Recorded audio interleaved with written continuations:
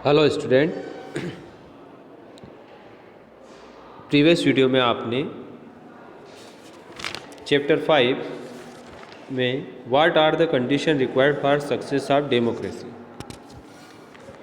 लोकतंत्र की सफलता के लिए किन किन चीज़ों की आवश्यकता है उसके बारे में समझा था।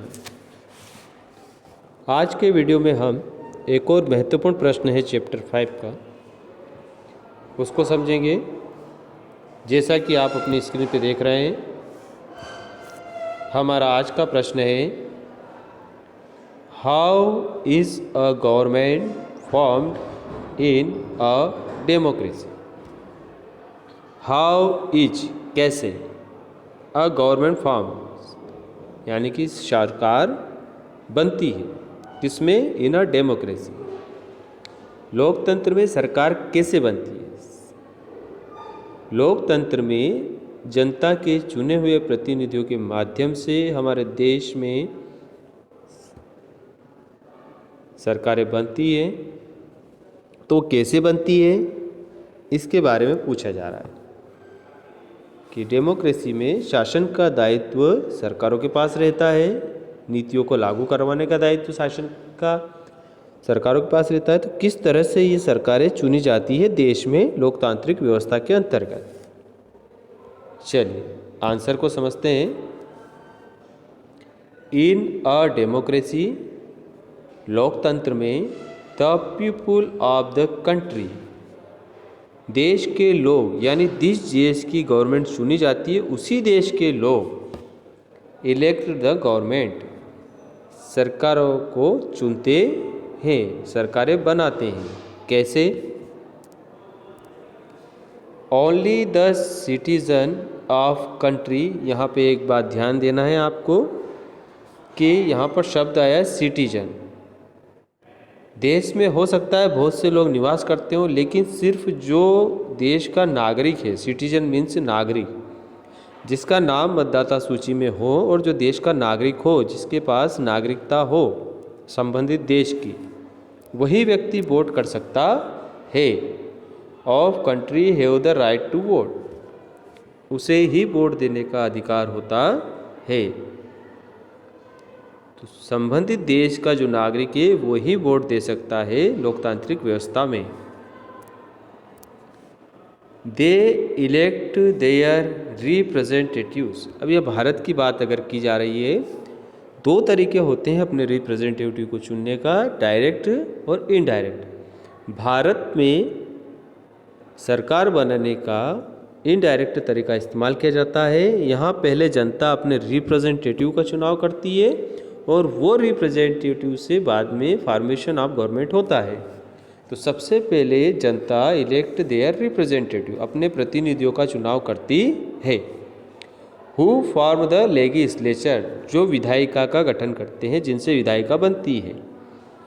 ठीक है, सबसे पहले देश की जनता अपने वोट के माध्यम से अपने प्रतिनिधियों का चुनाव करती है।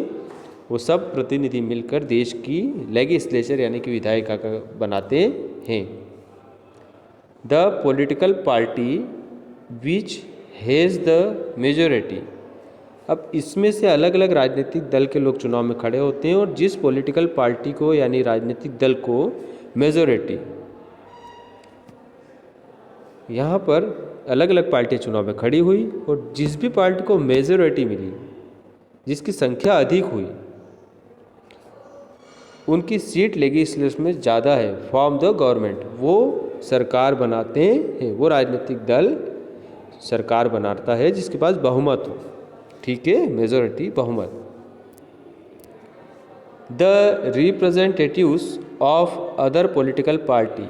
अब और भी दल चुनाव में खड़े होते हैं, लेकिन चूंकि उनके पास बहुमत नहीं होता है, तब ऐसी स्थिति में क्या होता है, तो representative of other political party, दूसरी पॉलिटिकल पार्टियों के जो प्रतिनिधि होते हैं, विच आर इन माइनॉरिटी, जो माइनॉरिटी में, अल्पमत में, जिनके कम मेंबर चुन के गए, from the opposition in the legislature, वो अपोजिशन यानी कि विपक्ष का निर्माण करते हैं। यानी कि जो लोग बहुमत प्राप्त ना कर सके हो, जो माइनॉरिटी में हो, अल्पमत में हो, वे मिलकर विपक्ष बनाते हैं।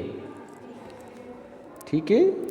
तो एक सत्ता पक्ष हो गया जिसको मेजोरिटी मिली है और जो माइनॉरिटी में है वो विपक्ष में बैठता है। In case there is no single party in the majority, कभी कभी अगर ये स्थिति आ जाए कि किसी एक पार्टी को बहुमत प्राप्त नहीं होता है, तब more than one political party combined together to form the government, तब एक या एक से ज़्यादा राजनीतिक पार्टियां मिल जाती है और सरकार का गठन करती है, जिसे गठबंधन या साझा सरकार कहा जाता है। It is called a coalition government. Coalition government का मतलब होता है गठबंधन या साझा सरकार। गठबंधन का मतलब होता है बहुमत प्राप्त ना होने की स्थिति में जब एक से ज़्यादा राजनीतिक दल मिलकर सरकार का गठन करते हैं तो उसे कोलिशन गवर्नमेंट कहा जाता है। सामान्यतः यह हमारे देश में कई बार हो चुका है। तो आज के प्रश्न के माध्यम से हमने formation of government in the democracy, Indian democracy, इसके बारे में समझा।